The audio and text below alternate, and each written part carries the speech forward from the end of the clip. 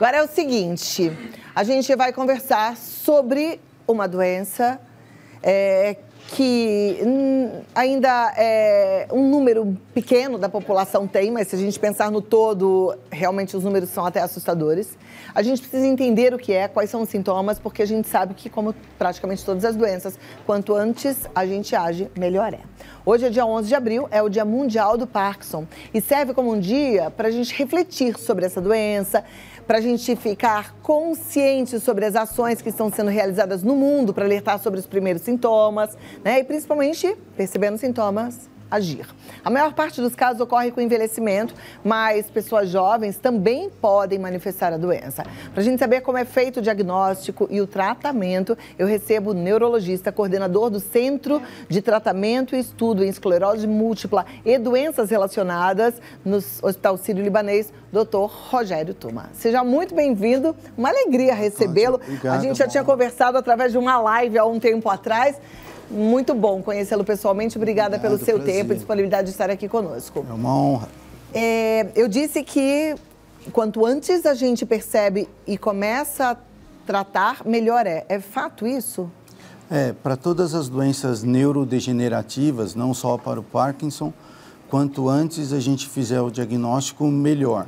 Porque existem várias medidas também não medicamentosas que podem mitigar os sintomas e atrasar também a evolução da doença. Ou seja, a gente precisa descobrir e entender quais são esses sintomas para poder tomar providências, né? E procurar, no caso, um neurologista. Esse é o profissional que cuida de doença de Parkinson. Isso. Doença de movimento é tratada pelo neurologista. Quais são os principais sintomas do Parkinson? O principal sintoma, né, e a apresentação do Parkinson é a lentidão do movimento. Outro sintoma que é muito comum é o tremor, mas nem tudo que treme é Parkinson. Existe o tremor essencial familiar ou o tremor que a gente diz fisiológico, que muitas pessoas têm, elas tremem, os outros percebem, mas isso não chega a desenvolver doença de Parkinson. O que caracteriza mesmo a doença de Parkinson é aquela pessoa que é mais lenta no movimento e ela tem um aumento do tônus muscular, então ela fica mais encurvada, mais fletida. Ela tem um aumento do tônus, como se ela estivesse atrofiando. Ela fica mais contraída, o músculo fica mais rígido, ela pode ter ou não o tremor e os movimentos são muito lentos. Ela tem dores por conta desse quadro? Não. Não. Você pode, porque ter artrose junto, porque Parkinson em geral é em pessoas mais idosas, e aí elas podem ter dor articular. Esse aumento do tônus não dói. Bom, Parkinson é uma doença degenerativa. Tem um fundo genético ou hereditário? Ela tem um componente genético, mas ela não é hereditária. Quer dizer, todas as doenças neurodegenerativas têm um componente genético, tem alguma coisa que é herdado na genética que facilita isso. Mas existem outros fatores ambientais que interferem muito mais. A gente já sabe quais são as causas do Parkinson? Ainda não, com certeza. A gente sabe que existe uma degeneração de uma região do cérebro que produz mais a dopamina e ela que dá velocidade ao movimento e uma coordenação melhor. Por que aquele neurônio envelhece antes, a gente não sabe. Nesse neurônio também acumula-se uma proteína, como se fosse a doença de Alzheimer, só que é uma proteína diferente. E parece que essa proteína acaba facilitando a morte dos neurônios. A gente tem uma incidência maior de Parkinson do que se tinha antigamente, doutor? Não, mas a população está envelhecendo. Então, nós estamos vivendo mais, a gente enxerga mais pessoas com Parkinson. Isso também serve para todas as doenças de idosos. E tem algum tipo de prevenção ao Parkinson? O principal é a gente ter uma vida bem saudável, né? Evitar vícios, o álcool, o cigarro atrapalham muito para todas essas doenças, o açúcar, então o diabetes ou mesmo a dieta muito rica em carboidratos pode atrapalhar, a hipertensão arterial, falta de atividade física e qualidade do sono. A gente falou aqui em alguns momentos, acho que você que está em casa prestou atenção, que essa é uma doença mais frequente em pessoas mais maduras, mas pode acontecer também em pessoas mais jovens? Pode. Existem alguns casos específicos da doença que ocorrem em pessoas mais novas, antes até dos 60 anos. Em geral, é esse o Parkinson que tem o componente genético mais importante. E existem também o parkinsonismo, que é toda a clínica da doença de Parkinson, mas tem uma outra causa. Existem pessoas que têm acidente vascular cerebral nessa região que produz a dopamina, que são os gânglios da base. Então, pode esse acidente deixar uma sequela como se fosse um quadro parkinsoniano. Uhum. Você falou que uma lentificação dos movimentos. Isso seria só para o movimento físico ou também para fala, para raciocínio? Como que é? Para tudo, não para a velocidade do pensamento, mas fala mais devagar, mastiga mais devagar, engole com mais dificuldade. São todos os movimentos voluntários. E essa diferença de quem está com a doença e de quem não estava com a doença é abrupta ou é devagarinho a pessoa vai ficando mais lenta? Porque assim, eu fico pensando, se for devagarinho, às vezes é difícil da pessoa se perceber mais lenta e até das outras pessoas perceberem, né? É como quando a gente vai engordando. Se for bem devagarinho, ninguém nem nota, acha que você está igual a sempre. Como é que é no Parkinson? É assim como você falou, a gente não percebe, é uma progressão muito lenta da doença. E de vez em quando aí um familiar percebe que a pessoa está com uma postura diferente, ou está bem mais lento para tomar banho, ou todo mundo já terminou o jantar e a pessoa ainda está lá mastigando bem devagarzinho. Aí pode dar uma luz e eles procuram auxílio médico. Ok. Bom, agora vamos falar de tratamento, né? Existe tratamento? Existe. A gente não tem a cura para a doença de Parkinson ainda, mas existe tratamento sintomático, que é dar a dopamina por via oral, ou remédios que aumentam a sensibilidade do neurônio à dopamina ou aumentam a disponibilização da dopamina dentro do cérebro. Então, a gente tem uma gama enorme de medicamentos. Esses medicamentos a gente vai aumentando progressivamente de acordo com a piora da doença. E existem também tratamentos de neuromodulação, que é colocar um marca-passo nessa região que ele dispara uma carga elétrica e funciona como se estivesse estimulando o neurônio. Então, os pacientes que não respondem mais ao medicamento ou que têm uma evolução grande ou efeito colateral da medicação, a gente pode usar o implante do marca-passo, que é a estimulação profunda do cérebro. Perfeito. A gente de volta aqui com o Dr. Rogério Tuma. Você que mandou a sua pergunta, muito obrigada pela sua participação. Já a gente vai colocar. Antes, eu tenho uma matéria para compartilhar que fala também sobre Parkinson, para a gente poder fazer um comentário e depois a gente vem para a pergunta, tá bom, doutor? Ótimo. Então, confira aí esse VT para você entender um pouco mais sobre essa doença, sobre o tratamento. Vamos lá. Fazer atividades físicas tem inúmeros benefícios. Estudos indicam que essa prática faz muito bem para quem tem o mal de Parkinson. O exercício físico tem efeito positivo no processo de controle de evolução da doença. Foi com o intuito de levar qualidade de vida aos pacientes que surgiu o Ativa Parkinson. Um projeto que foi iniciado pelo professor Fábio Augusto Barbieri, né, nos meados de 2015. Ele busca, por meio de atividades de exercício físico, utilizando uma equipe multidisciplinar, com profissionais de fisioterapia, educação física, fonoaudiólogos e o pessoal de terapia ocupacional. Nós temos parcerias também com alguns médicos aqui da cidade de Bauru, que fazem o acompanhamento e a indicação do nosso projeto também para a realização das atividades. Vinícius explica como o exercício ajuda. O aumento da força muscular vai evitar com que esses pacientes eles tenham uma perda decrescente muito rápida, né? E faz com que eles tenham maior independência. E quanto maior a independência, maior a qualidade de vida. Além de reduzir o risco de quedas, que são fatores muito agravantes na doença. E justamente trabalhar bastante essa questão da qualidade de vida. Então, gerar um estímulo e mostrar para eles que o diagnóstico ele não é uma sentença.